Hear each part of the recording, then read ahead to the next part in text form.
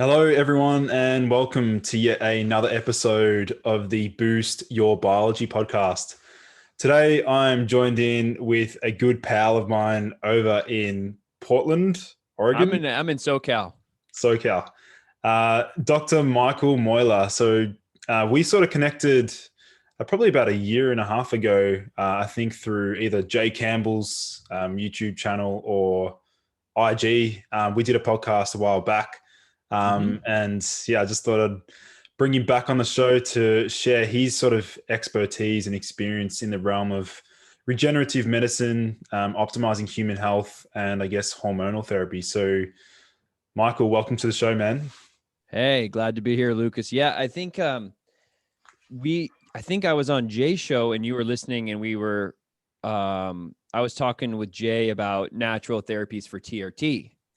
And the ashwagandha conversation got brought up. If I believe right, and I had said something about like it didn't do a lot of good for me, and I've seen it with patients messing people up. And you reached out to me you're like, bro, I know, like I had this happen to me. I've been in the rabbit hole, like researching. It's like this has some SSRI properties. There's a lot of like weird stuff with this, because in natural medicine, the ashwagandha is like one of the heavy hitters. Like, oh, ashwagandha is great, give it to everyone, good all the time.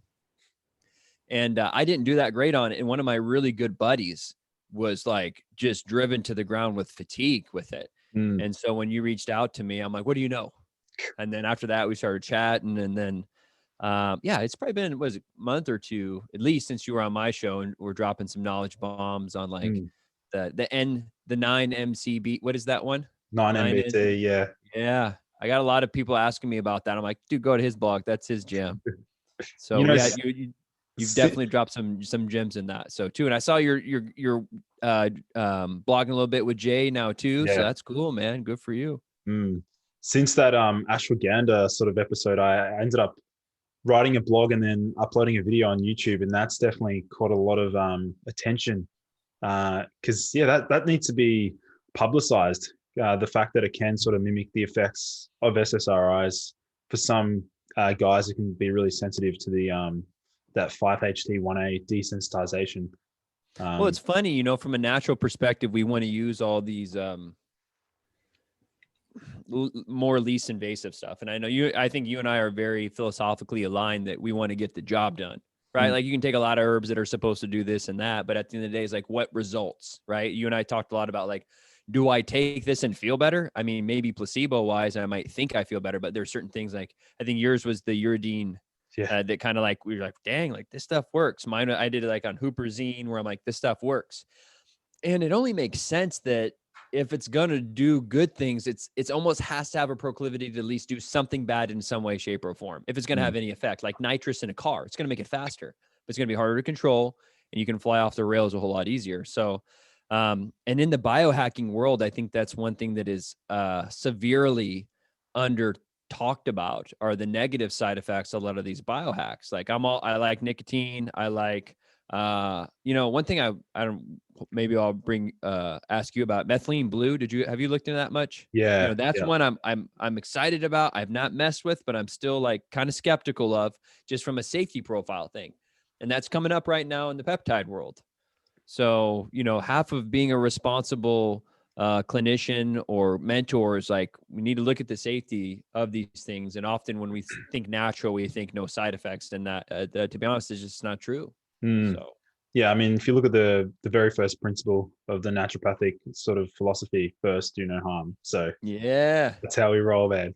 That's how we roll. So with let's actually look at Methylene Blue, because did you personally experiment with it, or? I haven't yet. I've had a lot of people, and it's what's funny.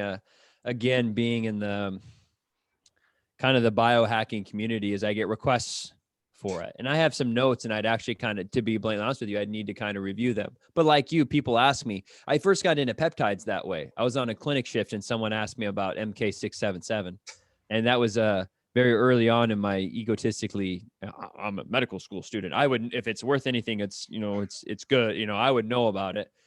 And then I just, I went on PubMed. I'm like, oh, like there's actually some stuff on this. And it's the same thing with Methylene Blue. I kind of dove into it a little bit from a biohacking perspective, like regeneration, nootropic, energy, kind of for fatigue. I was still like in the depths of finding a mechanism of action. I love knowing about the mechanism of action because then you can piece it, right? You know, like so many people are like, well, quercetin is good for this, resveratrol is good for this, vitamin C is good for this. I'm like, they all kind of do the same thing. So taking them all, depending on, I'm generalizing. Yeah. But when you want to talk about like doing 3 things for fatigue, and if they all like increase cyclic AMP, they're not going to like be synergistic. So we really need to understand mechanisms of action to understand not only what we're going to do, but then when we're mixing stuff, how many biohackers, you know, are doing one thing, right? And that's my thing with Methylene Blue. You got someone on an NAD IV that's Yeah. doing testosterone replacement and CJC ampamorelin, and they're like, hey, I want to try Methylene Blue. I'm like, I'll be honest with you, I don't know of any studies that mix those 4 things. Yeah. And most likely probably fine, but I as a clinician, I got to figure that out so I can, you know, hopefully move forwardly. And I usually try stuff on myself, but yeah, I mean, you can fill me at Methylene Blue. I looked into it for a while, but I did experiment with it quite a long time ago, actually, when I was really in the depths of like I was like studying, and because I had a lot of exams at the time. yeah, And what I did notice, the difference, what I had to make sure of was not overdoing it, because it's very hormetic in that sense. Like a really small amount was enough to improve my working memory and also my comprehension speed as well. But in terms of mechanism of action, like it's so unique compared to all the other antioxidants. It's sort of like a really selective, similar to hydrogen water in that way. It's sort of like a something with selective. oxygen. You're carrying Yeah, more or something with hemoglobin or what? Yeah, sorry, something like that. But also inhibits acetylcholinesterase pretty powerfully. Oh, Yeah, so huperzine. You know, yeah. you say that huperzine was the first one that I tried, acetylcholinesterase inhibitor. So Mm. again, like someone comes to me, oh, I'm on huperzine, I want to do Methylene Blue. That that wouldn't make sense to stack those, right? Mm. Same mechanism of action. Maybe, I don't know. I'd have to probably look into it a little bit more, but Mm. Yeah, methylene blue, it's pretty good. I don't know, I consider it like riskier, on the riskier side, just because of all the interactions. It sort of messes with like hemoglobin. It's, well, funnily enough, if you look back at its history and its very first uses, it was actually like the very first anti-malaria drug ever, the very first synthetic drug ever used in medicine, oh apparently, which is crazy. yeah, Yeah. no, I just remember with that one I kind of looked into a little bit and I started looking at there was something hemoglobin, some type of globin stuff and carrying oxygen, and I was like, I'm a big fan of ozone though. Mm. Have you experimented with ozone therapy? Not familiar, no. Oh, ozone's super cool, super controversial.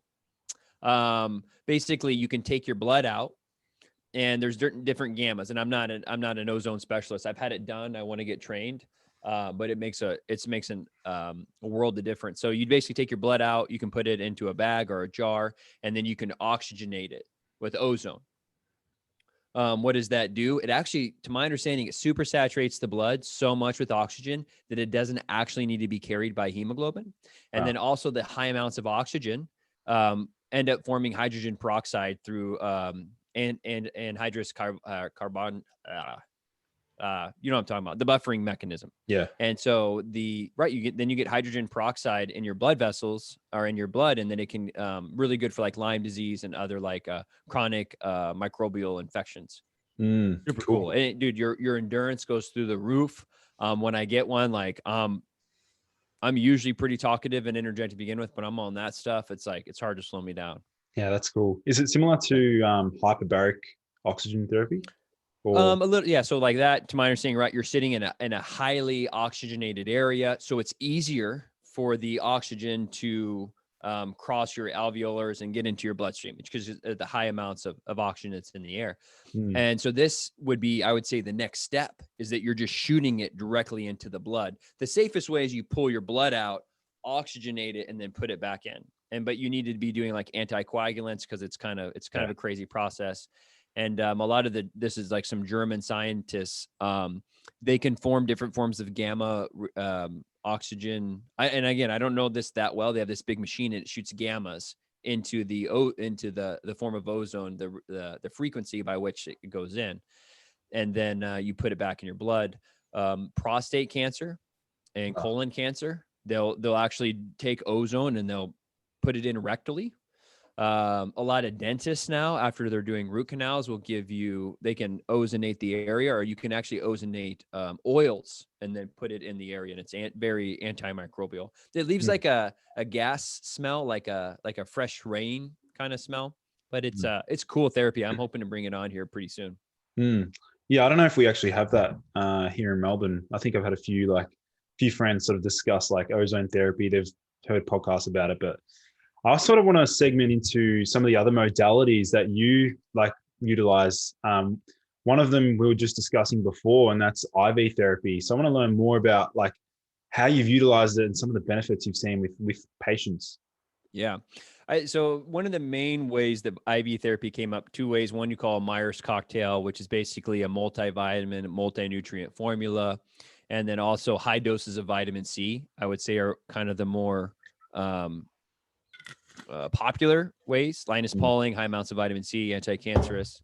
And I don't even know if I said that. That's the same way that you do the ozone through an IV. You pull your blood out, shoot it back in. So there's a wide variety of things that you can do with IV therapy.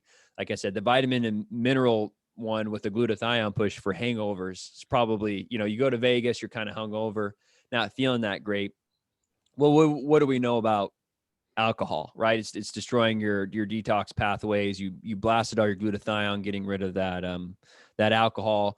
And what's it? Is it berries, the thiamine deficiency, B1, and that happens from alcoholism, right? So what do you need the next day? B vitamins. A lot of people will probably have a wrecked gut. So one of the main reasons that I recommend vitamins and minerals, right? Number one, the food that we eat is very much monocultural cropping, right? So not going to have a whole lot of nutrients in it to begin with. Two, people are like, oh, I'll just take a vitamin. Well, unfortunately, the bioavailability of most vitamins is poor to terrible. And you don't even know if the vitamins you're getting, unless you've gotten a good source, you don't even know if it's sawdust or rice powder or actually B vitamins, right? And then I would say one of the third thing is most people already have poor absorption to begin with, whether it's leaky gut or Crohn's, or you can go down the list of GI issues, H. pylori, lowest hydrochloric acid in the stomach. So vitamin, IV therapy is a great way to bypass that, especially with the vitamins. You can just put it straight in the bloodstream. People have been doing it for years with little to no side effects. And right now, I treat I branched into neuropathy. Right? Neuropathy is the death of blood neuropathy. There's something wrong with the nerves. You get peripheral neuropathy from type 2 diabetes, and then people's feet go numb. Well, why does that happen? Well, they don't get blood flow down there. They don't get nutrients down there. So we've been doing vitamin injections just straight down by the feet.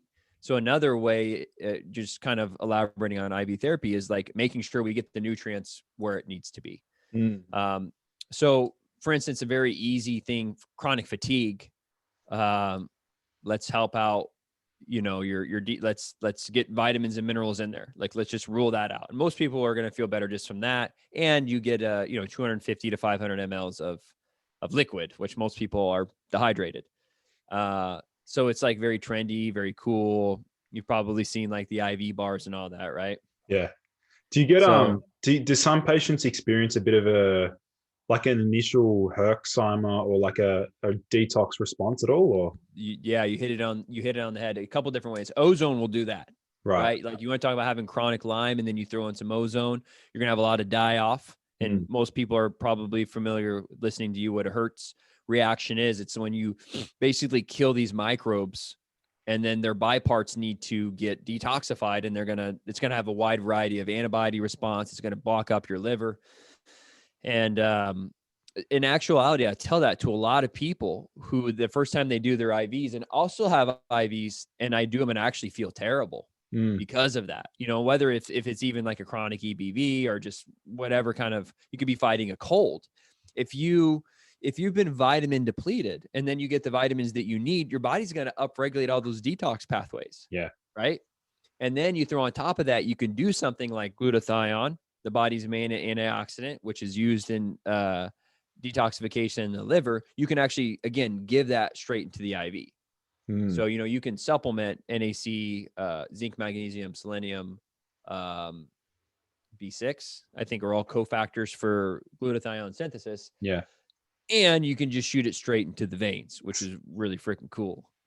So which one would you recommend, like just in general for my listeners, if they want to sort of explore, or like they're brand new to IV therapy, if you were to select one that might be applicable to, let's say, I don't know, 90% of the population, which one would you like? Most players will call it the Myers. I can't remember the gentleman's first name, was the guy that invented the multivitamin one. And that's usually what they'll call the Myers, which is a combination of a handful of ingredients. Now, most people have expanded on that. But you go to a good practitioner like me, we'll put L-carnitine in there, like 500 milligrams, helps with fatty acid oxidation. L-carnitine, you're very familiar, the enzyme that helps bring fatty acids in the mitochondria.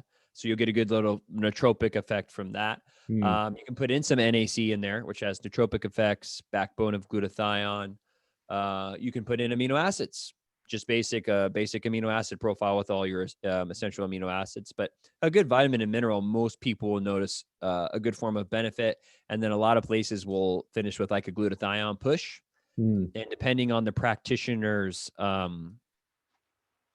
philosophy. And so the glutathione that you put in is reduced, so it's in its active form.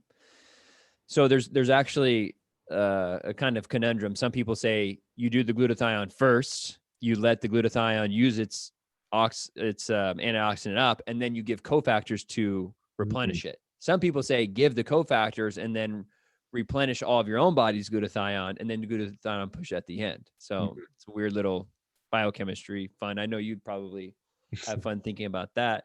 Vitamin minerals are a good place to go. I do have people, they come and they want to do the high dose of vitamin C. The thing with that is you do need to get a G6PD done.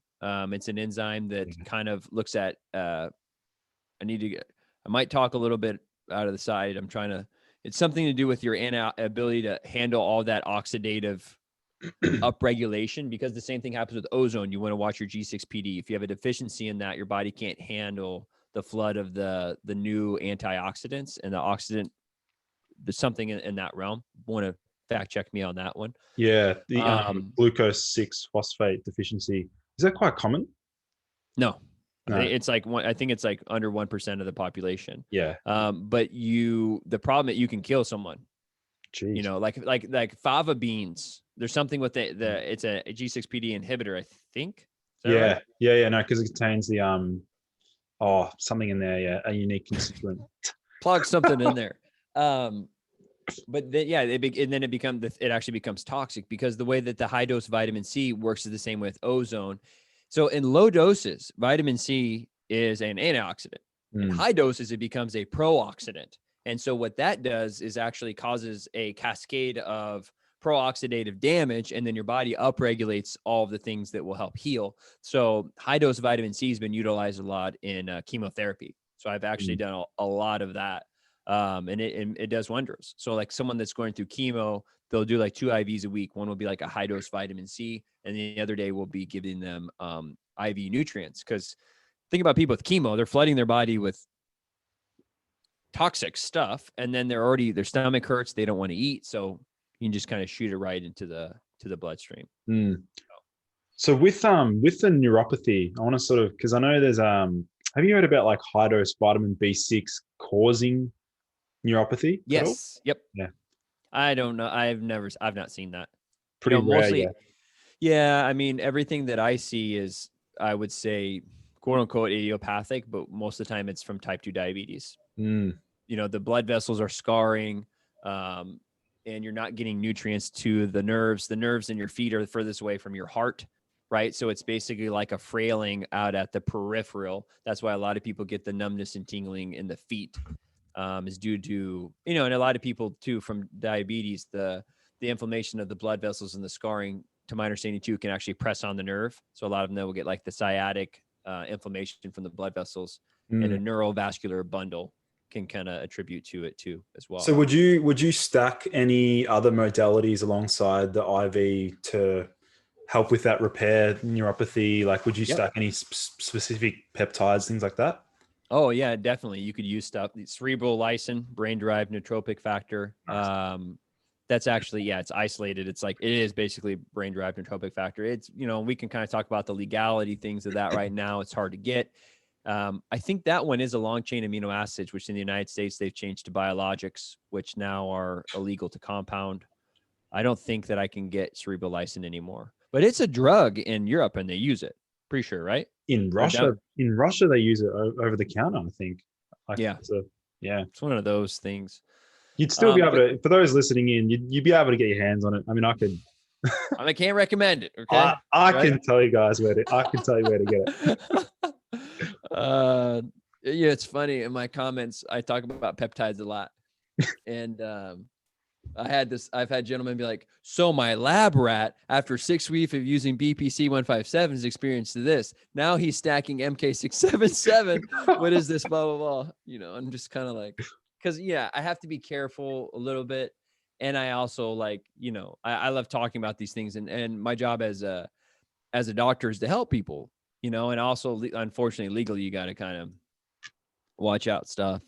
But back to your question, what we're doing with neuropathy in my clinic now is we're actually using electrical cell signaling device in the feet that kind of, it has a wide variety of hertz frequencies, right? And I think it's like 50 hertz is the frequency of the mitochondria, or in the cell, it won't be the mitochondria, to depolarize the sodium potassium pump to release the pain signal. And so you can blast that with like an electrical cell, like a TENS unit, and it can turn it off. This device that I got now has a frequency. Most TENS units will do like, I think it's 100 to 2000. The one I have is to 50,000. And every treatment, it changes and it oscillates and it decreases the frequency and the amplitude. So we stack that, and it has a vasopneumatic device. It's like a cupping. It's like this suction thing. And then we put electrolyte and minerals in there so it can send the signal into the cell better.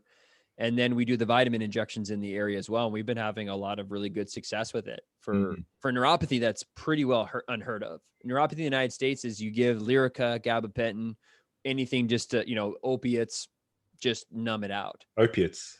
Yep.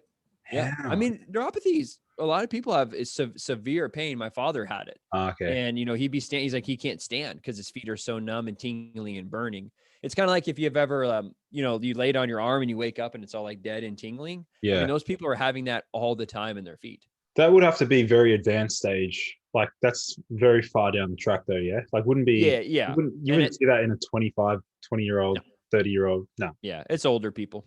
Yeah. But the philosophy rings true when we're talking about all of these modalities. And I think that, from an IV standpoint, I do at least a nutrient IV once a month just to like backup plan, right? Make sure that, I know I'm getting it in there.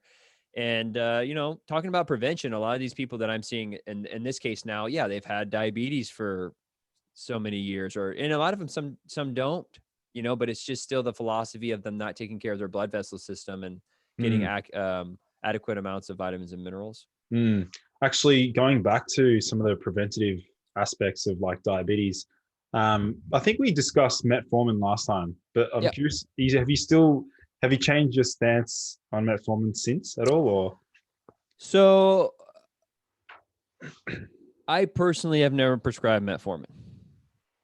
And I think that's for a wide variety of reasons. I don't have any really diabetic patients. My opinion, if you're pre-diabetic and you're seeing a traditional doctor and they want to recommend a medication, it's probably your best go-to, right? We talked about, I think the mechanism action is okay. I am still fearful from the idea that metformin blocking the uptake of glucose and you're having some form of dysbiosis in your stomach. It's right. That's probably the main thing that I'm like, I don't know about that. Some people may be fine. Other people won't be. I actually did I did a stool test a long time ago, but I recently just did a GI map by Dr. Data, where I'm going to actually, I can look at my microbiome and what, I pooped in this thing and sent it off, and you can look at that. And so to me, the next step forward is like, do some of those bugs survive on sugar more than others, right? Like, what is the consequence of that? Because again, there's no free lunch. So if we're blocking the uptake of sugar, what is that doing to our GI system? That's what I'm fearful of. And so on my end, we've talked about before, I'd rather start with something like berberine, see how that goes. And if at that point, in the United States, they'd probably be working with their primary care doctor at that point to start. They would be doing more of the messing with the medications than I would. Yeah. So I would I would do my best to get them off the medications. Right. And I think from what I know, you're kind of looking at it more of the anti-aging thing, bro. I've had a acai bowl with probably 100, 200 grams of sugar in it every day for the past 3 months. Guess what my hemoglobin A1C was? I don't know, like somehow less than 5 or 4.9. 4.9. Yeah. I don't take metformin. I don't take berberine. I do intermittent fasting. So what's the brekkie though? Like 150 grams of carbs with like what else? So I intermittent fast, and then for lunch I'll do like some type of chicken, or I'll do like lentil, like chickpea pasta or something, or cassava. And then here recently, right after my workout, I've been going and fueling up on like a large acai bowl with gluten-free oats, blueberries, cinnamon, honey. Nice. And I literally was just trying to challenge myself, because we talked about fasting insulin too. My fasting insulin, the last time I did it was 3 something. Geez, that's good, man. 3 or 4. That's perfect. I have it somewhere here. That's where you want it. Yeah. Yeah. And my hemoglobin A1C was 4.9, but my total cholesterol was 140. My HDL is like 45, which actually, too much low cholesterol is actually not that great for you. So I'm trying to get it up, to be honest. So, and I've been trying to put on weight. So I was just like, how does this sugar hypothesis stand up? Because, just like the cholesterol hypothesis, when people are like, don't eat eggs, don't high cholesterol, does all this negative stuff. I did that on myself, where I had 4 eggs, like a cup of cheese, and 4 slices of bacon every morning for like a year, and my cholesterol hardly moved. Yeah. So I don't know if, you could say genetic. I actually have a lot of metabolic syndrome in my family. But I exercise a lot, and I do intermittent fasting now, which I think are the game changers. So, the metformin thing has just never came on my radar, and maybe I'm projecting myself. I've not need it. And my thing is with patients, it would probably be a good stepping stone, and a lot of times to lose weight. And like I said, my other concern is some of the carcinogenic fillers that they use. And I don't like big pharma, bro. Like, if I can stay away from that stuff, I just, I do. Yeah. So. Well, the reason why I brought it up was because of the, like making the link between that and neuropathy, because we know that metformin can deplete B12. Oh. So I was thinking that's why I'm like, those are, got to be careful. That's actually, super. I've not. And that's what's funny too, is I've been treating more, and that's why they call it practicing medicine, but we're making more and more links on that when you want to talk about, all these patients coming in on different drugs that deplete different things. They're on a PPI, like you're saying. So lower hydrochloric acid, lower B12, but these people come in and they're on a, sorry, my pocket knife. I'm playing with my knife. But yeah, they're on a statin. They're on a couple of diabetic drugs. They're on a PPI for their heartburn. They're on all these things. And you got to really dive into those, going back to learning about the mechanism of action and figuring out how these things happen. So did you ever get your hands on one of those CGM devices? Did you get one? Man, they're so much fun. Honestly, I ran so many experiments. What'd you find out?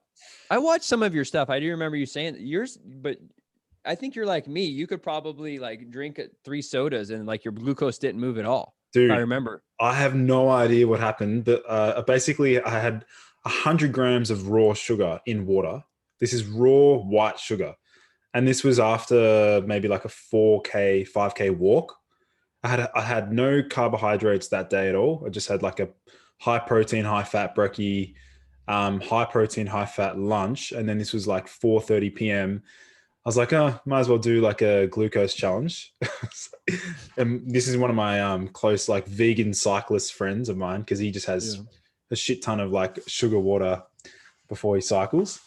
And dude, I thought my device was broken, because like it literally didn't budge. It went to like maybe. I think I saw that on you. Yeah. And then this is where, man, I think for a wide variety of people, I'm a big keto. I'm a low carb guy. Like my philosophy is like, you can do a lot of good. Sugar's pro-inflammatory. You want to talk about heart disease. My opinion is that the high amounts of sugar, they glycate. That's what's going to downstream cause the inflammation and the scarring of the blood vessels. Mm. And, you know, guys like you and I who are fasting a lot, we're working out very actively. We're just super insulin sensitive. You know, you have that carb, it gets sucked up. I don't know if there's really a harm in it. I don't know. I mean, you've probably listened to like Paul Saladino and Baker and their opinions on that. And, Well, you've seen what Paul's now doing, yeah? Like he's reintroducing honey and stuff. I did see, I haven't paid I just heard a little bit about that, but I don't, his was kind of like nature. It's kind of like carnivore because it's honey and it's bees. It's like animal product. Well, if you Right? think about it as well, like Derek, More Plates, More Dates, he sort of debunks like have you seen his channel, by the way? I've seen this. Yeah. Hey, Derek, moreplates.moredates.com. But, you know, blah, blah, blah is losing their hair. Bradley Martin got a PRP thing. Yeah. I've seen some of this stuff. Yeah, he was talking about how the carnivore diet ends up just raising SHBG too high, and that's why now they're introducing the sugars, the honey and stuff to bring that SHBG down to raise that free test. Yeah, I'll have to look into that. I've had some guys, to be honest, some of the best natural testosterones I've seen has been on guys from a carnivore diet, and you know, I've had maybe like 5 guys that I've had consistent, you know, been on carnivore diet 6+ months. And yeah, I mean, their free teas are like 700, 800, 900, like to the point where I've kind of thought about it. I've not completely pulled the trigger on it right now because I'm trying to put on weight. And for me, meat's just a little bit harder to digest. I eat a pound of steak. I'm full for a day kind of thing. I don't know about you. Everyone's kind of different. I can eat an acai bowl and it like, you know, that's why you eat carbs is it speeds up, it speeds up your gastric emptying speed, right? Like meat sits in your stomach. It has fat, and fat is been known to slow. Cholecystine kinase slows down your movement of your digestion. So, I mean, I'm going the other way. I've been lean enough, long enough that I'm like, I want to put on some size again, and I just think it's good to carry around a little bit of extra weight, and I want to have energy in the gym. Yeah. And on the low carb end, I've been low carb for at least probably 8-9 years. Well, when you say low carb, what do you mean? Like how low? Probably under 100. Okay. Yeah. Pretty consistent. Like I don't go out of my way. Like, dude, if you don't eat bread, you're pretty much, unless you're eating a ton of fruit, you know, like if a breakfast is like, it's almost so like, not a question for me that I don't eat bread. So like when I eat breakfast, it's usually chicken or beef, you know, it's like in that realm. And like when I go out to eat, it's kind of the same thing. Like I'll eat like mashed potatoes, sweet potatoes, carrots.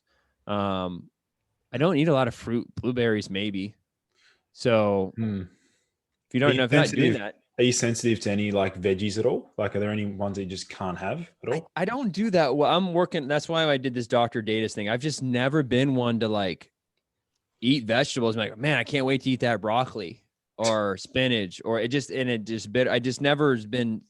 That's where I can agree with Paul. Like if this were 10,000 years ago and we knew absolutely nothing about nutrition, I'm like, I'm not going out of my way to eat spinach. I'm eating spinach as a last resort. Yeah. And, you know, you want to look at oxalates, you want to look at all of the compounds in there are designed for us not to eat them. It makes sense that there might be some hormonic effects on a smaller level. You know, caffeine was always my argument. Like that's a toxin it's a pesticide. It kills bugs on our end, upregulates our cyclic AMP and adenosine, and then we get more energy. So I don't know. Yeah. All right. Well, let's sort of transition over into, I want to learn more about your clinical experience with TRT. Like I know you're well and truly versed in this realm, and you've had a lot of experience. So I sort of want to go into frequency of dosing. I want to learn more about what your stance is, because I know there's guys that will pin every day, every other day, or once a week or once a month. Like what happens there? Yeah. So we'll just to kind of to segue in, right? Testosterone replacement therapy. You do a lot of like natural stuff too. And I try and start that place depending on where guys' levels are. But you and I both know the levels have been plummeting for the last 30 to 40 years. You know, 1988, the average 65-year-old male's testosterone was in the mid 600s. Now it's in the 300 to 400s. Like, and that's old guys. Like I just ran my testosterone. My total was like 5 in the high 5s, which to be honest, I've run hundreds of levels on guys and I'm 31. That's above average. Most guys are somewhere between 300 to high 400s. Mm. And then, yeah, we need to take into consideration their sex hormone binding globulin because we needed to see how much of it's free. So 9 to 10 milligrams per deciliter is kind of like, that's where I'll look at guys. I'm like, you should probably try TRT. I get guys higher than a 15 on their free T. Their total, I get them over to this at least 7 up in the 900s to 1,000. So, and then that all plays an important role of like, how often do you need to do your injection, right? And there's 3 ways a lot of people do TRT. 4, I guess, if you consider oral, which I've never done oral. I did some of the pellets in the early days. So pellets where you take this tic tac of testosterone, you slide it under the skin and it slowly breaks down.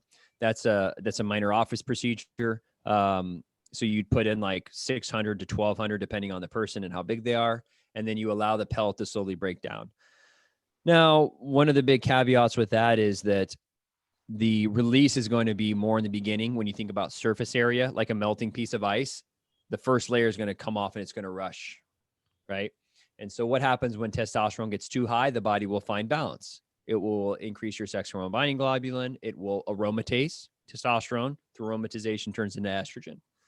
And the body likes a balance of those, right? And you've probably listened to enough of Jay's stuff that we, I think, have overly demonized high estrogen. I've allowed guys' estrogen to climb, I would say, double of what some of my colleagues think.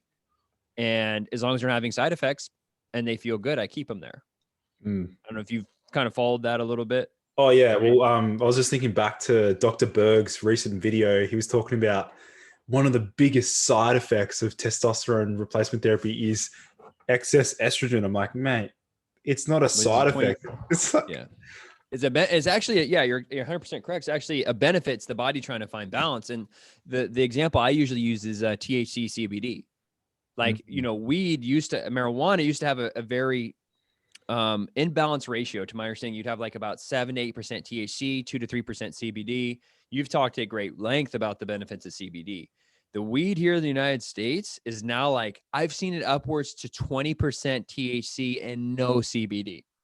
THC just gets you freaking high and puts you out of it. CBD has the antioxidants and the anti-inflammatory effects. And the antipsychotic properties as well. Yeah. Yeah, all kinds. And it's like, why are we getting, and it's kind of the same thing with the TRT. We thought, oh, testosterone is what does all the benefits. In all actuality, estrogen is good for the bones. It's good for your heart. It's good for your emotional well-being. You know, you see guys on high amounts of aromatase, they're just like a stone soldier. Their testosterone's at 1200 and they have no estrogen and they have no emotions, you know? So you need it, right? Like you need to feel connected to people. Like it is more of a womanly dominated hormone. It's a more feminine dominated hormone, but it still is super important for guys.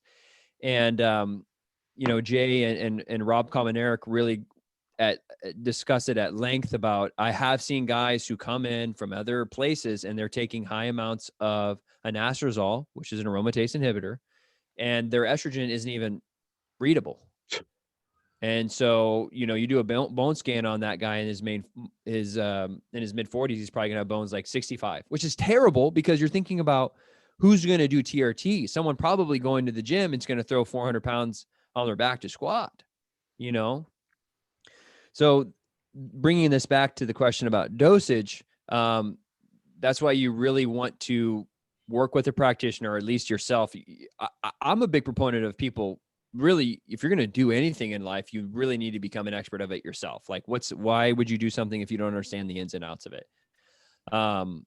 You know, something like as easy as like driving a car and you don't know how to change the tire, which most people don't know anymore. It's like, you need to at least know the basics of kind of how this stuff works. So you can tell if your practitioner is full of BS.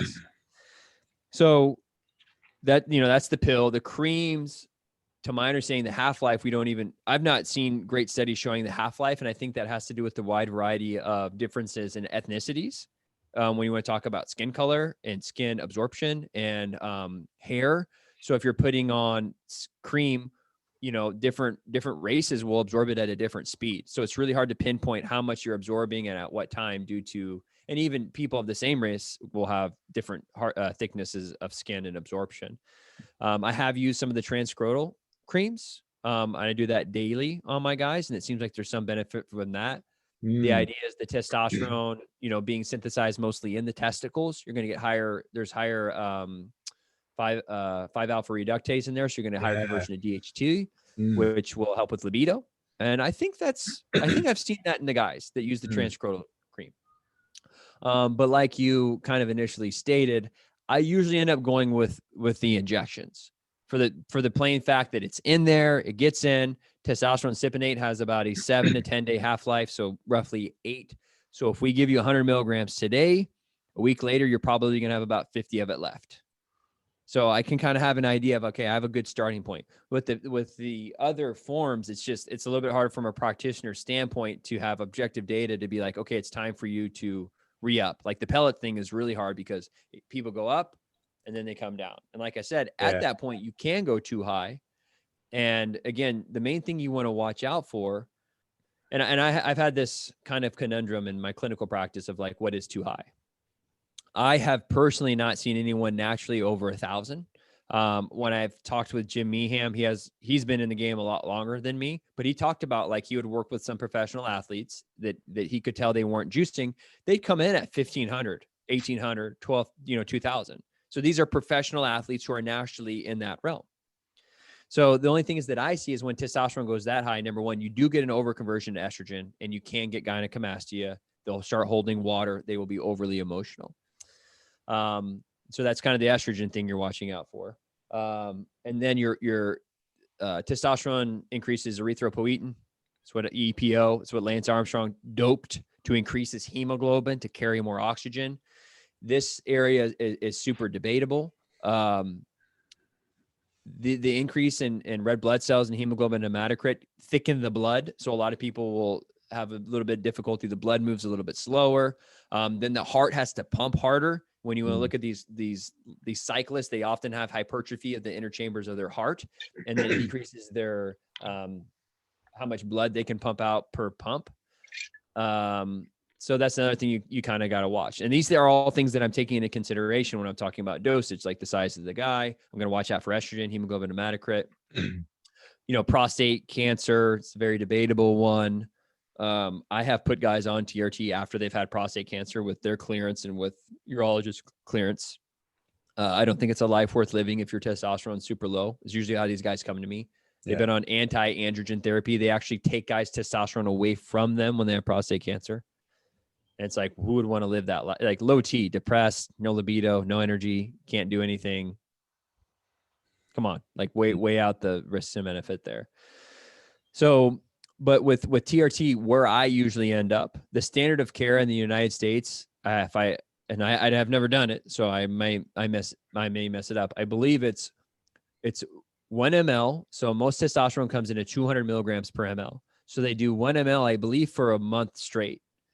And it stacks, right? So it has a 1 week half-life. So if you do 100 or you do 200 now, next week you have 100 left, but then you just put another 200 on there, right? So now you're at 300. So then it continues to stack up on itself, and the body eliminates by half-life, not by like, it gets rid of 100 a week. It goes by, it's regulated by enzymes. It can tell how much it is and gets rid of half of it.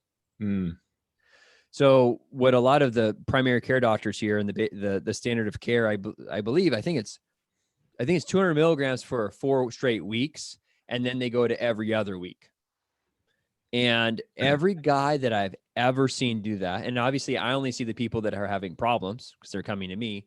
They go through woo, woo, woo, woo, woo, woo. When they go through that down slump, what do you mean by that? They actually crash or what? Yeah, definitely. So they'll feel great when they get there. So, and actually sometimes the testosterone goes too high. Yeah. So they'll feel a little agitated, maybe actually get a little nipple soreness, some of the things we've talked about. The hemoglobin, red blood cell stuff, that's really only going to happen if your testosterone is consistently high for a long period of time. Yeah. And these are things too, if you're out there, if you're taking tren, if you're taking any other type of steroid and you're listening to this, that's why you really need to be working with a professional. If you want to guide yourself, that's cool, but you really should be doing blood work to make sure you're not messing these things up. So what I ended up doing now is I actually do an injection twice a week. Again, depending on who you talk to, I know Jay is a proponent of doing it every day, maybe every other day. Most guys, I end up doing 70 milligram 0.35 twice a week. And that's, to me, that again, after so long, you'll build it up and you'll slowly drop a percentage, and then you put another 70 back in the tank, if that makes sense. In that range. So you go from, like, most of my guys, I would say their levels, they hover between high 700s to low like 1,000. And so they just do this all the time. Yeah. And so they're not getting up to 1,500 and getting all those side effects, and they're not crashing and getting those side effects. If guys are, I've had some guys that are ambitious and we'll move them to every other day. Some are intense biohackers and have no problem injecting that many times. But, at that point, it just becomes more of a lifestyle stuff. Do you really want to stick yourself every day? You got to get the bottle out, draw it up. I think twice a week is pretty understandable, like a Monday or Tuesday or Monday, Friday, or I like to do it like beginning of the week and then right before the weekend. So at that point, it's a major conversation between me and the patient. Okay, these are your options. I explain all of this. My visits are usually like at least an hour, just like letting you know, these are the things you got to watch out for. Yeah. This is the way I think we should do things. Can you do that? Some people are like, for instance, with the pellets, I'm in the military. We switch all the time. The pellets would actually be more convenient. You just put in the pellets and then I'm good for 2 to 3 months. Okay, that makes sense. Or even for elderly people, like, I don't have very good vision. I don't have anyone at home that can do the injection for me. Most of my guys, I tell them how to do it and they take it home. But, again, maybe they need to do the pellets, or maybe the cream would be easier for them, or they faint every time they get an injection. This is individualized medicine 101, where every individual is going to be a little bit different. And then the same thing where some guys can, in my opinion, they can do the injection once a week and feel fine and not have any negative side effects. And if that fits their lifestyle better and we can keep them, leveled out, then, we do that. So what about if they want to stack anything else, or like, do you ever recommend them stacking it with any other sort of modality or any other supplements and things like that at all? Yeah. So my philosophy, I would say, it's changed a little bit with supplements and all therapies in general, I'll say. So, well, before I went to medical school, I was a bodybuilder, personal trainer, biohacker. I was into all this stuff. And, after I got out of school and I was practicing on people, and they come in and they dump 30 supplements on my table, and I go, all right, Bob, which one of these do you think is making a difference? And he's like, honestly, this one and this one, maybe, and he's like, maybe the fish oil. I'm like, all right, get rid of the rest of this stuff and let's start here. Because one of the problems is that we get so deep into the biohacking game that we have so many moving parts. So you're right. I have guys that come in like, hey, I want to do IV therapy. I want to do NAD patches. I want to do CJC, ampamorelin, BPC 157, and TRT. And, my job as a doctor, doctor's teacher, I kind of like say, hey, there are plenty of benefits to a lot of those things. And I believe in a lot of them, but I'm letting you know, if this time next week you're having erection problems, I don't know what's, or whatever, or you feel really, let's caution on the side of you feeling great. Do you want to have to take 5 things to feel great? And, you're on this stuff for 5 years and then you throw it all out. And then you realize the NAD was what was all you really needed. Yeah. Does that make sense? Yeah. Okay. So it's kind of shifting through that. I usually, when most guys come to me, the biggest bang for the buck has always been TRT in my standpoint. Like, let's get your hormones up. Most guys feel great on that. And then from there, I'll usually move to 1 or 2 of the different peptides. IV therapy, I do feel a little more comfortable stacking that, because that's usually like you'll feel it for a couple of days and it's kind of in and out. And I just really believe in those benefits. But usually TRT, I'd be comfortable stacking IVs in 1 or 2 supplements, like a multivitamin, a fish oil, or something like that. Yeah.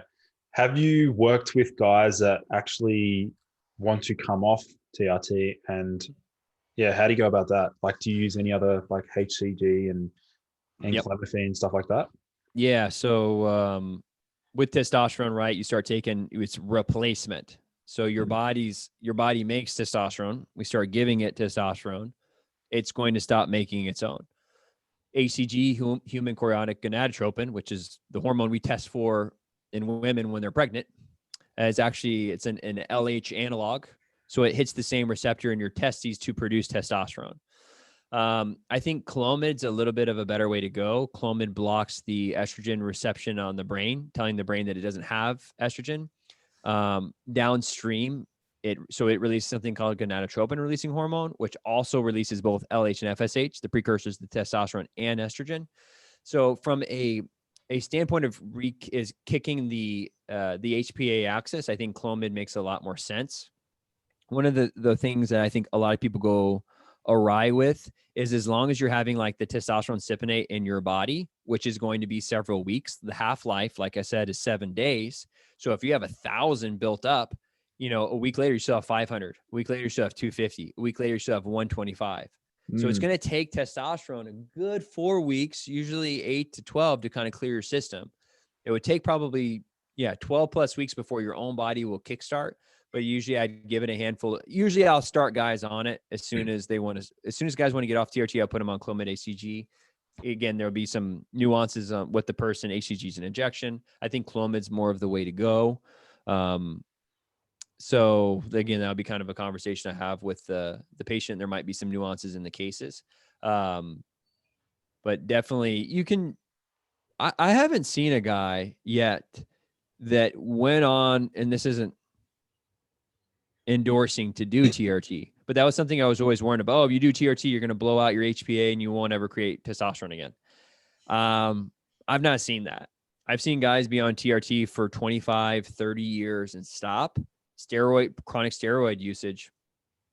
And their FSH and LH come back online, and their testosterone isn't great, but it's still like, pretty well average to the rest of society, probably where it would be if they'd have never done TRT. Now, I think more of the major problem is, and I've heard a lot of retired bodybuilders talk about this, is that when you're on steroids and like all these other anabolic steroids, you are messing with, I think, more of the neurochemistry.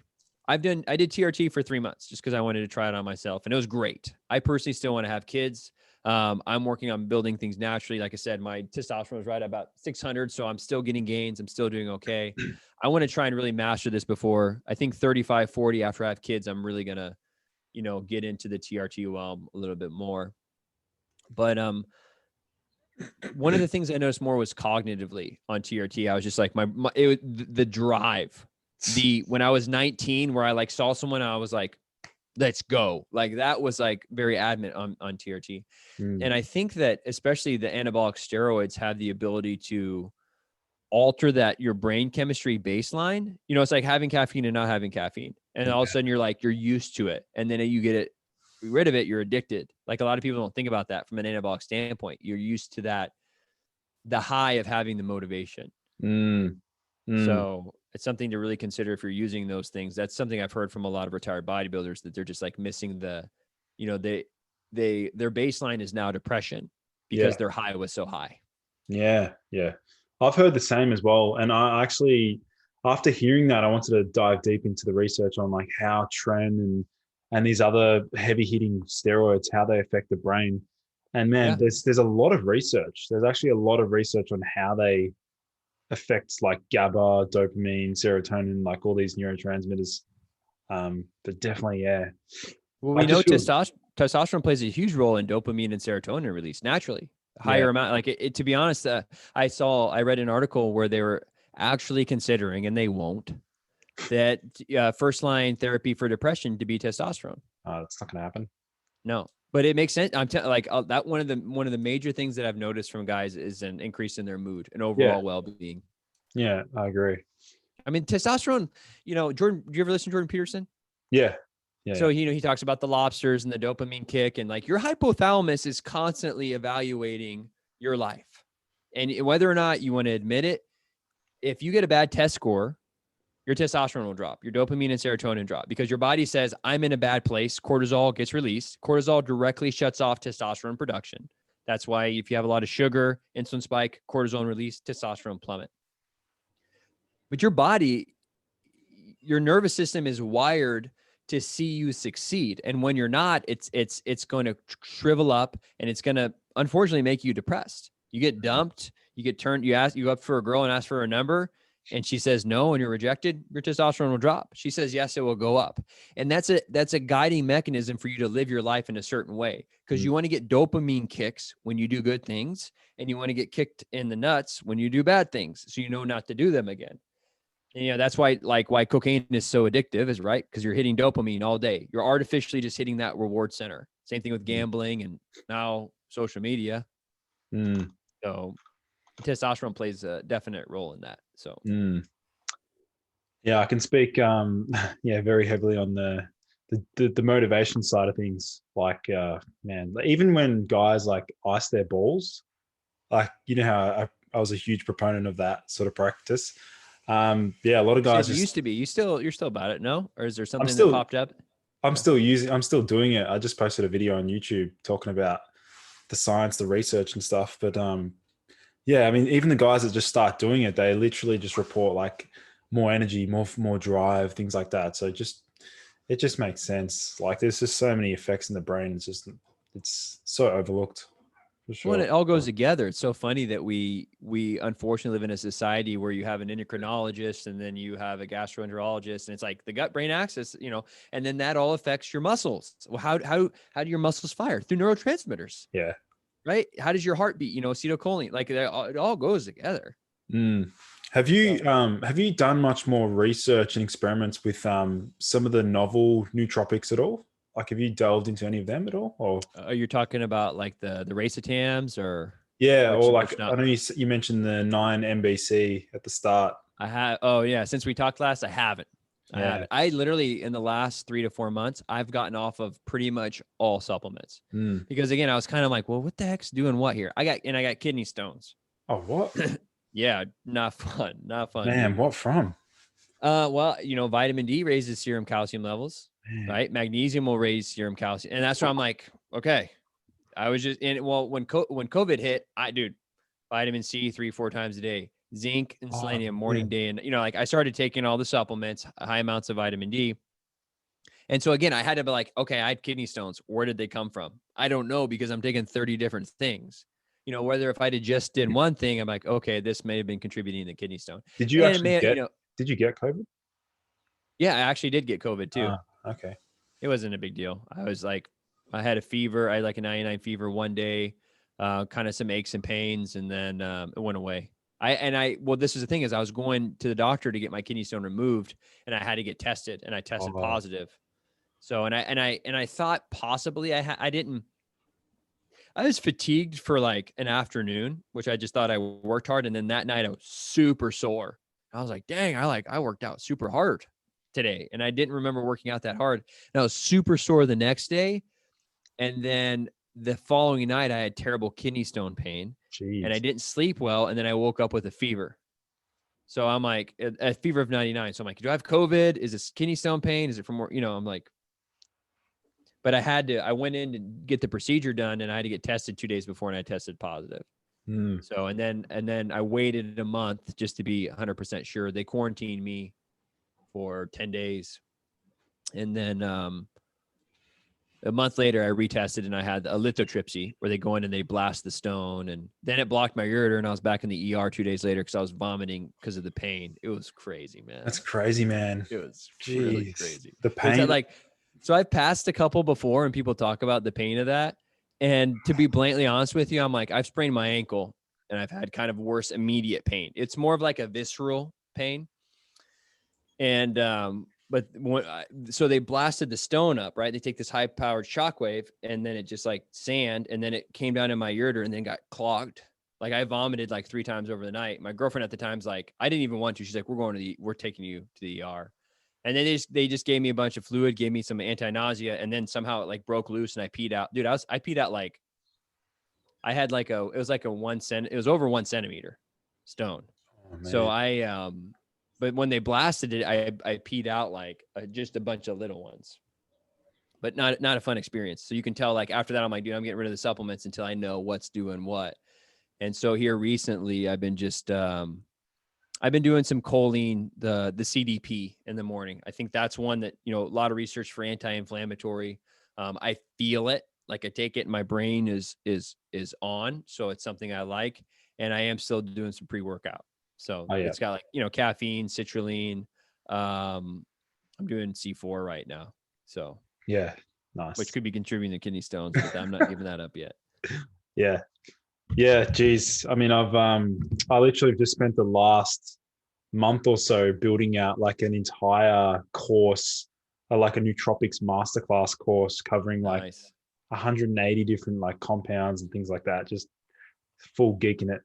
That's fun though. You know, you get in and you get to see everything. And I'm once things will slow down with my business, I want to get more. I love researching. Like you, I like, okay, like I hit my stride with, when the peptides came out. So I was Yeah. very fortunate that I had a lot of free time at that time in my career. Since recently I opened up this new business, I've been spending most of my time doing that.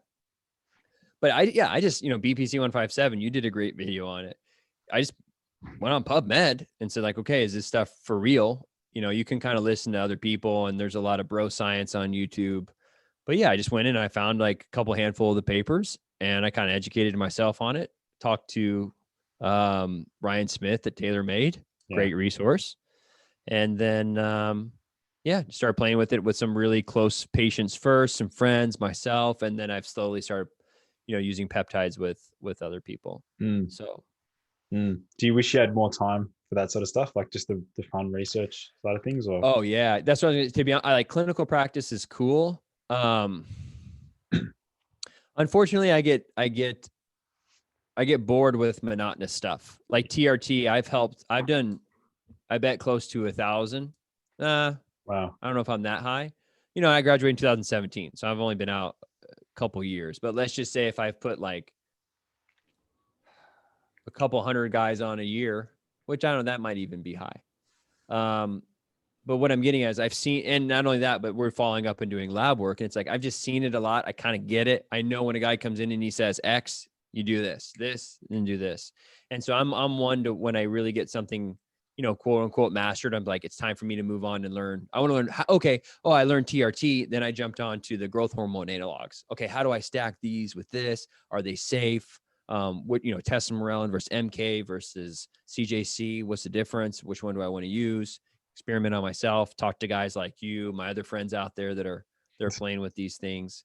That's the stuff I really like. Yeah. I like to be on the cutting edge and trying new things and get super excited about stuff. Yeah. So not as much as an implementer, to be honest. I'm more of a, I like researching and finding the new things. Mm. Yeah. I spend quite a lot of time on some of these underground forums where just like some of the smartest people are actually the least well known.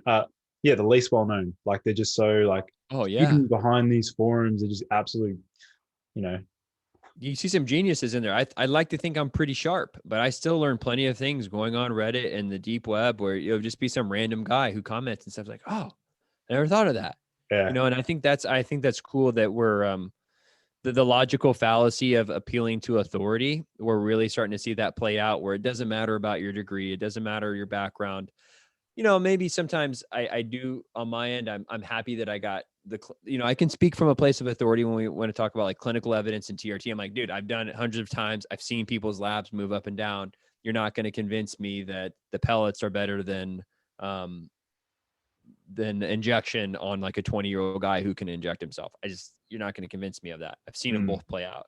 Mm. So, you know, I can at least speak from a place of experience. And then also there's so many variables that at the end of the day, you're going to have to go out on a limb of faith eventually to implement anything. So, Mm.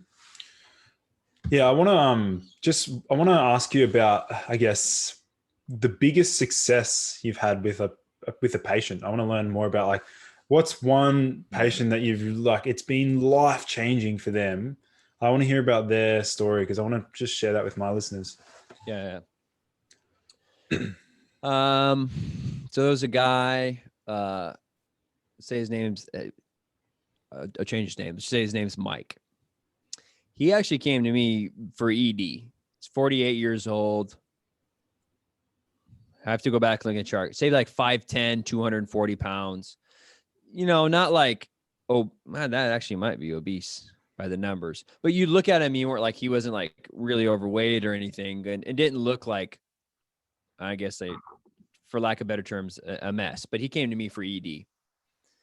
And kind of as I, just to kind of paint a picture about him. So was, had ED. So his relationship with his partner was kind of on the line. He was on a blood pressure medication. He was doing 3 Monster Energy drinks a day. Just like he was just using it all the time because he had no energy, super fatigued, didn't like his job, completely depressed, and couldn't do probably 10 push-ups to save his life, kind of thing. And so I sat down, we did the conversation. I said, hey, let's measure your T. His T was like 240 or something, for late 40s, which isn't great. And, we did some diet and lifestyle counseling stuff too. So I don't like to just like say TRT is what did it, right? I'm not one to like, you can't just take a pill and it works. And if there is one, caffeine is definitely up there as far as like you take caffeine, you're going to have energy. Unless, depending on your SNPs and genetically, it's very hard to sip 300 milligrams of caffeine and sit still for most people. And it's kind of the same thing with TRT. A lot of times your testosterone comes back online. We're talking about motivation. You're like, oh, I want to go work out. I want to go do this. Like, okay. So in 3 months, he lost like 30 pounds, could do 40 push-ups. He got off his blood pressure medication, which again is the opposite of what they tell you. Oh, TRT will raise your blood pressure. I think it was because he changed his diet and lifestyle, and TRT was a catalyst for them. Got his erections back, so his relationship was doing great.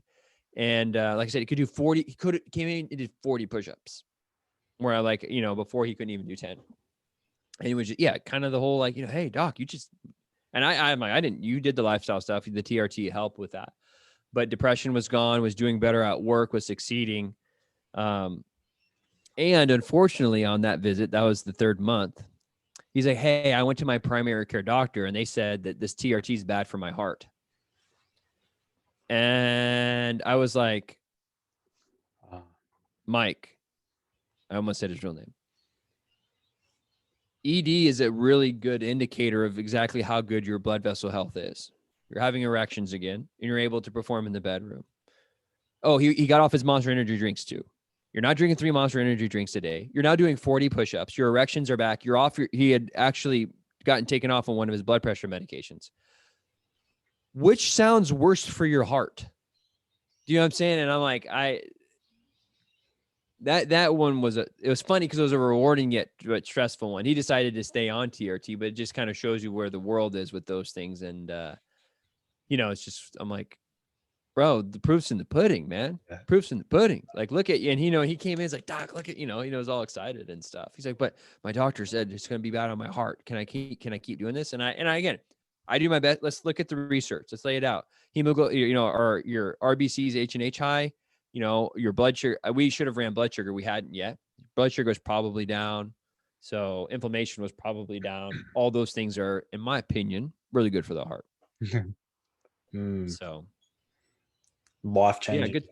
Yeah, but him, and I've had plenty of guys where it's just, one guy had chronic back pain for 25 years, but again, he came in for just lethargy and fatigue and unmotivated. And it's funny too, just how you get these other like side effects, where we talked about it a little bit, and I'm like, let's start with TRT, and comes back 3 months later. He's like, yeah, my energy's a little bit better, but I'm sleeping. Well, his main thing is his sleep got better, so his energy was better. It's like, I'm sleeping through the night because I don't have back pain. I was like, what? He's like, yeah, I had back pain for like 25 years and it was gone. I had another guy get rid of shoulder pain. Wow. Because pain too is a neurotransmitter thing, right? Mm-hmm. And so like, if you can fix, just things like stature, if you're on TRT, you're going to lift more, you're going to like stand in an upright position, which is better on your joints. And so it's cool, the wide variety of ways that it can happen. From TRT, that's pretty obvious. I had a really good BPC 157. I actually have it on my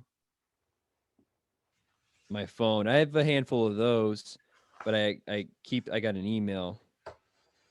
I love hearing these. I love hearing these like transformational journeys, like just hearing like how some of these modalities have really just changed people's lives. Like that's why I think that's the reason why we do what we're doing. Like that's Yeah. what we're People lose sight of that, right? That's the hard part. You get in the grind, then you got to chase the money. I don't have time for this or that. And that's why I'm like you. I really like researching, and I want to help other doctors. I'm at this point, I brought on a medical doctor, nurse practitioner. I want to bring on other NDs and give them the resources. I want to be in the trenches, figuring out the therapies, going to conferences, learning about them, and then saying, hey, I just learned about this new organic acids test. We're going to start testing for, mold and Clostridia. Let's start, this is something we can implement. So yeah. Yeah, no, I love it all, and always learning as well. I think that's just how we are. Like we're just always willing to explore, dive into new things. I don't know about you, but I like to be the first to present something. Like I love to be just that because I mean I've set up my PubMed notifications. I check it every morning. I got to talk to you more often than I can at least be second. Well, I think that's pretty much everything we had listed out. Did you want to sort of explore a little bit on the thymosin beta 4 just quickly? Yeah, we didn't talk too much about peptides or NAD. So to kind of transition into peptides, one other successful story I'd love to share with BPC 157 is that I had a woman, and I won't say everything about her case, but I can tell you what she wrote me. She just said, "Hey," and it was weird because we had the consultation, then I didn't hear from her for a couple of months, and she said that, "Hey, I held taking off the capsules, but I finally felt so bad I decided to take them. I obtained immediate relief from brain fog and depression, as well as constipation. The trochanter bursitis took longer to resolve, and I just noticed in the past few days that I have no hip pain getting in and out of the car. Although it's still painful at night laying down, for some reason." She's like, I read I should take a break from it, but thank you for introducing me to this. And that's BPC 157. And that's literally like she had all these things going on. I'm like, hey, let's just try this one and see what happens. And it's like, it's amazing. Like, why wouldn't, and it's terrible now that the FDA is putting in regulations on these things. Cause it's like, what do you want to do? Give them gabapentin? Do you want to give them some other type of like toxic drug when we have like this compound right here that we know that works, that has no negative side? Like, I haven't heard of any negative side effects of BPC 157. I have heard that it may desensitize you to like caffeine. But besides that, I've not heard of anything negative to it. I've heard some guys say that it sort of blunts the really reinforcing or anxiety inducing effects of amphetamines and stimulants. But I think that's because it's actually modulating the GABA. So they're getting better GABAergic tone, which is then blocking the overstimulation that you might get from hardcore stims. But yeah. Yeah. So so you asked about thymosin beta 4 TB500. And the way I like to usually describe that one is, so your thymosin, you have your thymus and it produces immune cells. And when we think about the immune system, we almost think always like attacking stuff, but it does other stuff. It cleans up gunk. It remodulates areas. So usually I talk about it this way.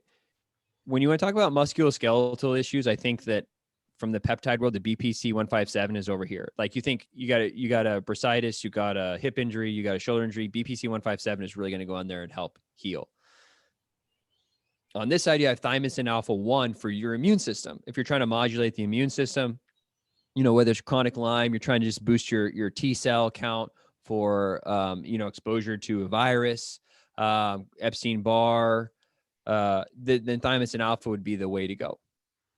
In between them, I would say, is the thymosin beta, because it kind of does a little bit of both. Thymosin beta shows up to you sprain an ankle, you do have immune cells that go down there because you get heat and you get debris and you can get infections from that. So the thymosin beta is what kind of goes in and it modulates the area and will recruit stem cells to the area. It has a lot of evidence right now for like regeneration. So people are using it like hair regrowth, but a lot of times I would, and I've not used TB500 by itself. Usually combination BPC 157 or thymosin alpha, depending on immune or whatnot. But I do hope to have a little bit more clinical experience to talk about it from a clinical perspective. But that's what I've kind of heard from a, more of a monograph thing. So, but I've not used it a whole lot.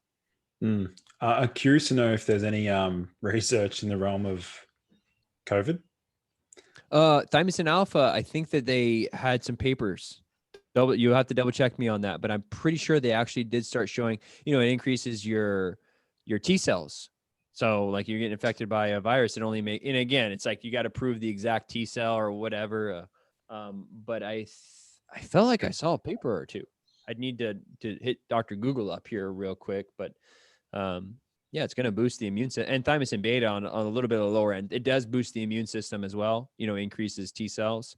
But thymosin alpha would be more the one I would recommend. I was shooting myself up with that. I was going to ask, yeah, when you had COVID, like, did you actually what else did you use as part of your protocol? Yeah, I was just taking vitamin D, zinc, selenium. I think I did some sub-Q NAD. I did some B12. I really wasn't scared or to me, it just kind of felt like a little bit of a cold. So I just kind of did, basics, zinc, selenium, and vitamin C and all that. So yeah, we didn't talk much about NAD. Oh, we can go into that. Yeah. Have you gotten into that at all yourself? Geez, well, I've only had like a very short experience with nicotinamide mononucleotide, NMN, Yeah. a while back. I can't say I really noticed much. I mean, I'm pretty young, and I don't know if it's going to have much of an effect on me, but I'm really keen to I'm getting my hands on the 5-amino 1MQ like very soon. So I can't wait for that. Yeah, I mean, I did the Elysium, which is NAD plus. I didn't really feel like I noticed a whole lot. Your listeners are probably very keen to NAD. The way I like to describe it is that if your cell was a power plant, NAD is like a coal truck. It's like a big truck that carries in the electron. So basically it's an electron carrier, gives it to the mitochondria to create energy in ADP. So if you have, as you age, your NADs are going to get torn down. You're going to have less of them. So you can basically upregulate that. NMN is right, the precursor to it. 5-amino is the NMN inhibitor. So it's going to help you increase your storage of it. And I took it. I think I noticed a difference in that one more so than taking the actual NAD. That was a tough one because I was taking like CJC and Ampamorelin at the same time. So that's what I'm saying. I'm like, I don't, you do 5 things at once. It's like, what's doing what? Yeah. Well, I might have even been taking BPC at the same time too. Yeah. When the 5-amino arrives, I'm going to make sure I'll try it just on its own. Nothing else in my system. Just clear everything else. And I think it builds up though too. I don't remember. The half-life's decently long, isn't it? Oh, geez. I don't know. Is there a data on the half-life? I think I had to dig. Oh, you know what? I had to dig for it. And I don't think they have a half-life on that, but there's another like isomer, right? That's very similar. You'll have to double check me on that. And I felt like its half-life was like 22 to 26 hours or something. Jeez. Okay. I'm somewhat dyslexic at times, so I might be confusing that with like dihexa, to be honest with you. Yeah. I don't know if you can Google it real quick. I felt like either way, it was one of those things that I felt like as you use it, it kind of stores up and gets more and more and more. So yeah, I also asked Ryan if it has if it depletes any other nutrients at the same time. What did he say? I thought it. He said it just would stack really well with like methyl donors. Yeah. So because you're definitely going to need from the methylation cycle. You're going to need. I'd have to think about that. Got to get out my freaking huge biochemistry thing and watch where everything's flowing. Because I'm trying to think how NAD gets. I don't remember how it gets reduced. Yeah, I'll get stuck into that once it arrives. I always get like I'll do the preliminary research like on PubMed, but as soon as I get my hands on a compound, it's like, all right, next level. Let's dive into things further. Yeah, and I like NAD. I've done it in IV form. I've been doing it more sub-Q. IV form, you get like heart, not palpitations, it just feels like a heaviness and a little bit of flushing. So I've been doing it sub-Q. You get a little bit of it, but it's definitely a lot more bearable. I've been doing the patches. You can get like a patch that has like an electromagnetic electrophoresis where it like helps supposedly drive it in easier. That one actually made me a little bit anxious, but I'm usually a pretty fast-paced person, and sometimes some stimulants can make me a little more anxious. But yeah, NAD in general is great for everything. Mitochondria health. Well, what do you need a mitochondria for? Everything, right? So, and I think the main place is in addiction and alcoholism. They're flooding people with high amounts of NAD. Concussions. There's actually really good NAD protocols for that, because you got to think about all the damage that's happening, and you want to get your mitochondrial energy to kind of repair everything. So I feel great off an NAD IV. Usually the next day I can definitely feel sharper cognitively for several days. And that's something I hope to implement a little bit more of. I've been doing quite a bit of it. So no. Well, as soon as I get my hands on the 5 amino, I'll keep you updated. Are you gonna stack it with your M and N? It's N. I'll trial it on its own first, like for maybe a couple of weeks. How much are you gonna do? 50 milligrams orally. One of my friends is actually trying to manage. We're gonna try and actually get it made like here. Nice. So that I can finally list it on my site. I thought TaylorMade gets their stuff from Australia. Oh, really? Yeah. From us? No, he would have really? There was a lot of flack about how everyone gets all their peptide stuff from China. Yeah. And I thought I talked to him. He's like, no, we source our stuff out of somewhere in Australia. So I don't know. Sorry if I just gave away a trade secret. Okay. Because one of the main problems with peptides is that there's a lot of there's, when you're doing chemistry, right, you're using solvents to pull things apart. So you start with a yam and then you get testosterone. All right, well, how do you do that? You have to pull out all this gunk, and you have to use different chemicals to pull everything apart. Well, in China, they have really low EPA regulations. So you could make 10 batches of NAD, and then you have 1,000 pounds of just this this toxic chemicals, and they just go and throw it in a river. Supposedly, that's why one of the problems, and then they're cool with that. But the problem is, if you make it in the United States, you have all these EPA regulations, and then just in general, the cost of labor in the United States is way higher. When you're talking about taxes, and then you have to afford, a building, where everything in China is just cheaper. So to my understanding, though, they cut the corners in every way, shape, and form, and that's how they're able to get it super, super cheap. So, but then there's questions about its safety. So if you get some solvents in there, and who knows what that could mean, and then you're talking about especially injections. So yeah. Oh well, I look forward to I was getting really fancy with designing these amazing cocktails with 5 amino, some other cool peptides and stuff like epicatechin and things like that. It's just so fun, man. This whole space, just to It is 100%. It's like these are things we live, and it's one of those things that it's a super useful skill, because you'll never stop using it. I grew up playing football. It's like I put my pads on for the last time when I was 20. It's like I'm not putting on football pads again. United States, not soccer, football. What do you guys call? You call football soccer? We call it soccer. Yeah. Okay. Yeah. But it's like that was a cool skill. I really enjoyed it, but it's not like I'm ever going to go out and do that again. Where your health, it's like, why don't we spend a lot of time educating people on it? This is a skill you will literally use till you die. So. And then we also had melanotan, but I don't know if you had much. I've used it in a couple guys, right? So it's a melanocortin receptor agonist. I actually had Dr. Amber Crosgard on, and we talked about that. She's used that a little bit more. What did she call it? She called it the vacation peptide, because you get tan, it boosts your mood, and it gives you increase in sex drive. Right, so melanotan, and the PT-141, I'm pretty sure is an actual SNP off of the melanotan. It's actually a smaller amino acid sequence, so it hits the melanotan hits a wider variety of receptors than the PT-141. That's why PT-141 is it doesn't give you the tanning, and it's not quite as much as boosting the mood, but it will definitely. I've had guys get instantaneous erections from it. So I've not played with that one yet, though. I did the PT-141, and I went super low dose. I had a friend that got like an 8-hour erection from it. And I'm like, nah, that's not what I'm looking to do here.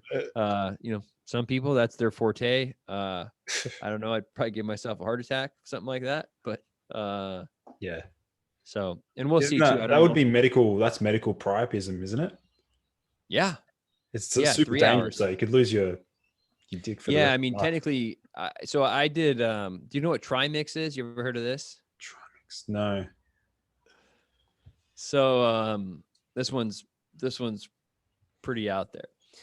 You can take a prostaglandin, phentolamine, and pepavramine, You're and fabricating an erection, right? With this? yeah, you shoot it in there, and I'm pretty sure that's what they would use in porn. I guess I don't know enough about the porn industry, and yeah, I've known guys that have not had an erection for 10 plus years use this trimix, and it gives them an instantaneous erection. Now it's only going to last as long as the medication is circulating inside of the penis, but it works. And so I've dealt with that, and I've had to deal with priapisms before. So you can actually just shoot in just like a beta one phenylephrine. You shoot that in there, and it will shrivel it up.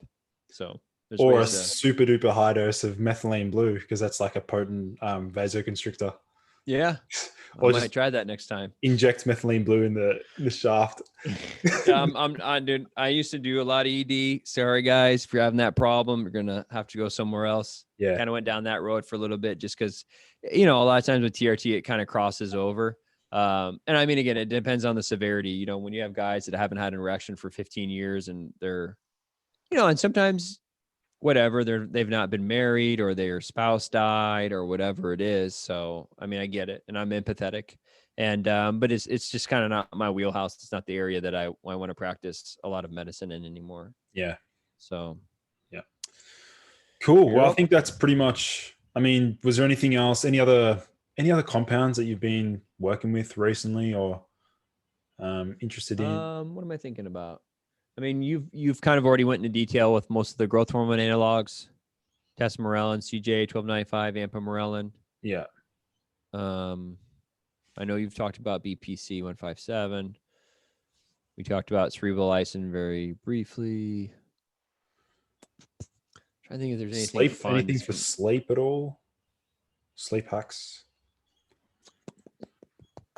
I don't think I know if I got anything else kind of new coming down the pipe, to be honest, right now. So that's your job right now. You got to tell me the new ones, right? Well, that's the plan, man. I've just pivoted from IG to YouTube. I've just started a brand new YouTube channel because I really want to share a lot of the novel stuff there. Because if I do it on IG, I'll just lose people. They're just not interested. Yeah. Like, it's a different audience. Yeah, YouTube's the way to go, I think. As long as you're not saying too many controversial stuff. I mean, I don't know what your opinion is on all that. I've had videos censored. I talked about ozone. I talked about high dose vitamin C, and that happened in the United States when COVID hit people. And maybe some people said that they go, "Hey, this is going to treat COVID," which it doesn't. I mean, there's no real evidence to say that these things do.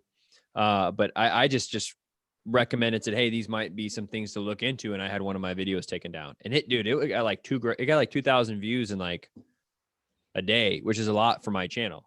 So it actually had some information that people were hungry for. And then YouTube said I was spreading misinformation about the virus, and they took it down. So the authoritarian world that we live in. So it's always going to be a battle for us in our industry. Always going to be a struggle. Well, I get so frustrated how there's a lot of people in my profession that are actually like very pro censorship. And I'm like, we're the ones being censored. Like, and that's what one of my things is, like, they're cool, but I'm like, yeah, wait till it happens to us. And we have been censored. We've been censored for years. The Flexner report in effort like 1910 or whatever is like when they took away license from everyone, just but MDs, and put them in the driver's seat. And we've been called quacks for 100 years. And you guys want that to continue? Like, we have a voice. We have things that people need to hear. We need to be on the front line. Like you're saying, half of it's just getting the information out there. So, I want to give you a big Godspeed on your YouTube channel, man. So I've seen that you're already like over 1,000 people, aren't you? No, subs. I'm getting there. It literally feels like I'm starting from ground zero though. Like even though I've got That's an IG audience, like to get them over and across bro. my God, it's hard. No, you Mm. did. I think a lot of the social media analysts say that I think, what is it? 100 YouTube subscribers is worth 1,000 or 10,000 Instagram subscribers. They're just harder to get, Oh, you really? know? If you can get away with it, one of the things that boosted my channel early on is that I went on Reddit and I posted some of my stuff, and that my channel got like 500, like straight from the gate. I haven't been spending as much time as I should on it now. Like I said, I've been kind of dabbling with other stuff, but I definitely want to come back to that because I, like you, I really enjoy both. We've had, I think, two really awesome conversations thus far, and Mm. we can piggyback off of each other and go down these rabbit holes and figure out how we can take the human, physiology to the next level. Yeah. So as long as we can continue doing these things, but it is, you got to go on the dark web to get your peptides and all this stuff. And I'm not recommending that, Yeah. but Cool. Well, I think that pretty much wraps up our episode. For my listeners, if they want to learn more about your socials and join you and stuff, where can they find all of your work? I'm on the tube. You can it's just DR.MOE. A lot of TRT, a lot of peptides. Not for the faint of heart. I've done a couple more current event ones here. I was laughing because I lost subscribers. I talked about the election here a little bit. And then I'm on Instagram. But again, I've pretty much tried and just funnel stuff onto YouTube. I think Instagram is just it's not a platform for more than 10-second video. Yep. Really, in my opinion. So if you want to get the goods, you can pop this on and sit in the car and then, learn about all these good hacks, man. So it's a pleasure as always, Lucas. You're doing great work. Thanks, It's man. always an honor and pleasure to connect with you. And I always walk away learning a lot of cool stuff. So Yeah. Oh, likewise, man. When I first saw you on the Jay Campbell show, I was like, yeah, I got to reach out to Dr. Mo. He's a legend. So glad you did. Yeah. All right, man. Well, thanks everyone for listening in to yet another episode of the Boost Your Biology podcast. All the show notes will be linked on the nofilter.media website. And if you have any questions from the show, feel free to either message Dr. Mo or myself, and we'll be happy to help you out. All right, everyone. Thanks for tuning in. And Mike, thanks for coming on. Amen. Thanks again, man. And Godspeed, everyone. Sweet.